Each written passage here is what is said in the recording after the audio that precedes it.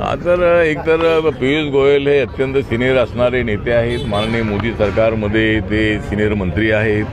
त्यांचे वडील हे बीजेपीचे कोषाध्यक्ष होते. त्यांची आई MLA होती आणि त्यांना बाहेरचं म्हणणं योग्य नाही आहे. त्यांचं सगळं कुटुंब अनेक वर्षांपासून या ठिकाणी राहतं आहे आणि मुंबईमध्ये मराठी माणसं तर राहतात.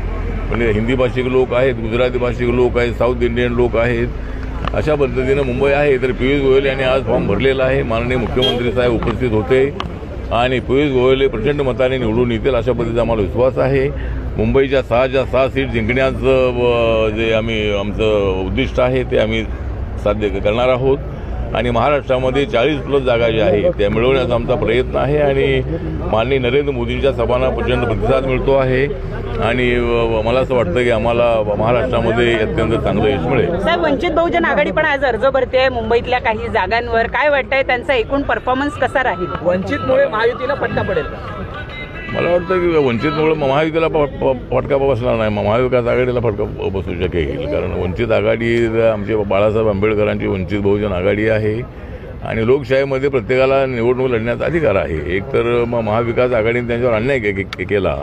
त्यांनी माननीय मल्लिकार्जुन खरगेंना पत्र लिहिलं होतं की मला महाविकास आघाडीमध्ये यायचं आहे, पण काँग्रेस पक्षाने, राष्ट्रवादी काँग्रेस पक्षाने काही विचार केला नाही आणि त्यामुळं ते आपले उमेदवार उभे करतायत. त्यामुळं त्याचा आम्हाला काही नुकसान नाही आहे. असं कळत आहे की राहुल गांधी एकाच जागेवरनं निवडणूक लढणार आहे आणि प्रियंका गांधी तर निवडणूक लढणार पण नाही, केवळ प्रचार करणार आहे. त्या कुठेतरी भीती वाटली म्हणून हे सगळं होत आहे असं वाटतंय? मला असं वाटतं की उत्तर प्रदेश हा BJPचा NDAचा मोठा गड आहे आणि त्या ठिकाणी मागच्या वेळेला 2014मध्ये 73 जागा निवडून आल्या होत्या. तेवढ्या समाजवादी पक्षाच्या 5 जागा होत्या आणि काँग्रेसच्या 2 जागा होत्या. 2019मध्ये मला वाटतं की BSPच्या जागा 10 निवडून आल्या, पण आणि 5 जागा समाजवादीच्या राहिल्या, 1 जागा काँग्रेसची राहिली. त्यामुळे उत्तर प्रदेशमध्ये जरी सपा आणि काँग्रेस जरी एकत्र आलेली असली तरी त्या ठिकाणी सपाला 1 सुद्धा सीट मिळेल अशी शक्यता नाही, तर काँग्रेसला कुठून मिळणार आहे. त्यामुळं प्रियंका गांधी ज्या रायबरेलीमधून त्यांचं नावाची चर्चा आहे, पण त्या तिथून लढणार नाहीत अशा पद्धतीची आम्हाला माहिती आहे. त्या आता लढल्या तरी त्यांना लढण्याचा अधिकार आहे, लढून पडण्याचा सुद्धा अधिकार आहे. त्यामुळं इलेक्शनमध्ये विजय मिळवण्यासाठी सगळे उमेदवार असतात, पण उत्तर प्रदेशमध्ये योगी आदित्यनाथजी यांच्या नेतृत्वाखाली त्या ठिकाणी BJP स्ट्रॉंग आहे आणि माननीय नरेंद्र मोदीजी वाराणसीचे त्या ठिकाणचे मेंबर ऑफ पार्लमेंट आहेत. त्यामुळं जवळजवळ 80 जागा तिथे निवडून आणण्याचा आमचा प्रयत्न आहे. ज्या जय भवानी शब्दावरती निवडणूक आयोगाने आक्षेप घेतला होता त्यावरूनच काल उद्धव ठाकरेंनी मोदींवरती टीका केलेली आहे. मोदी जर सोलापूर दौऱ्यावर आहेत तर त्यांनी तुळजाभवानीचं दर्शन घेऊन दाखवावं असं ते म्हणतात. मला वाटतं की नरेंद्र मोदी अनेक ठिकाणी जाऊन दर्शन घेतात आणि उद्धव ठाकरे हे दर्शन घेत नाही आहे. त्यांना अयोध्येचं निमंत्रण असताना त्या ठिकाणी ते गेले नाही आहे.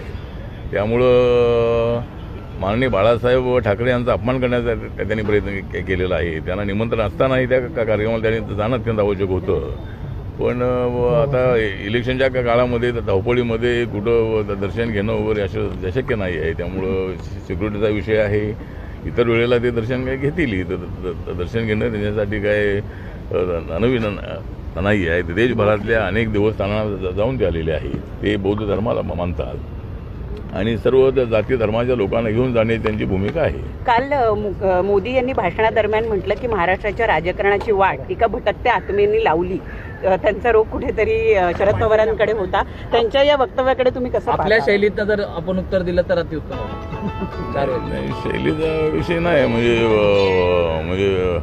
माझी तुम्हाला पाहिजे असेल बघायची शैली तर ती आहे वाहिली. त्यामुळं शैलीचा विषय तर नाही आहे, परंतु माननीय नरेंद्र मोदी साहेबांनी जे काही महाराष्ट्राचं राजकारण आहे, पवार साहेबांसारख्या व्यक्तींनी मोदींना साथ देणं अत्यंत आवश्यक होतं. त्यांच्या खांद्याला खांदा लावून देशाच्या विकासासाठी उतरणं अत्यंत आवश्यक होतं.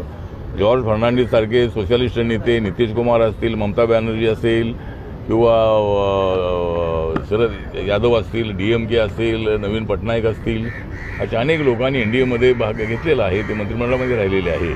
त्यामुळे पवार साहेबांनी मला वाटतं की थोडं लावून घ्यायला नको होतं. ते जर पवारसाहेब जर इथं आले असते तर अजित पवारांनी जे बंड केलेलं आहे ते बंड थंड झालं असतं. त्यामुळं पवारसाहेबांनी तिथे येणं अत्यंत आवश्यक होतं आणि त्यामुळं मोदींना सगळ्यांना बोलण्याचा अधिकार आहे. मोदी तर जास्त बोलत नाही आहेत, पण हे महाविकास आघाडीवाले चवताळलेले आहेत, एकदम ते भडकलेले आहेत आणि मोठ्या प्रमाणामध्ये ते अटॅक करण्याचा प्रयत्न करत आहेत. ते जेवढा जास्त अटॅक करतील तेवढा मोदींना आणि आमच्या महायुतीला फायदाच आहे. थँक्यू.